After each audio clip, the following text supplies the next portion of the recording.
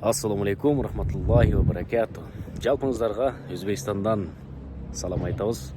Бүгін мына пешим намазына Өзбекстанның Сырдарияның жээгинде. Ушул жерге келип намаз окуп атабыз. Анда эмесе сиздерге мен мечиттин ичин эмес, эң алгач мечитке кире турган тазалык даараткананын бир бөлүгүн көргөзгүм келди. Азыр мына ушунун ичи даараткана. Караңыздар. Ушунун ичи даараткана.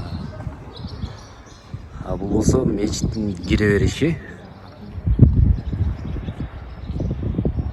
Караңыздар. Машалла. Бул болсо мечит. Ошол жакта бассейнден бери бар экен. Караңыздарчы.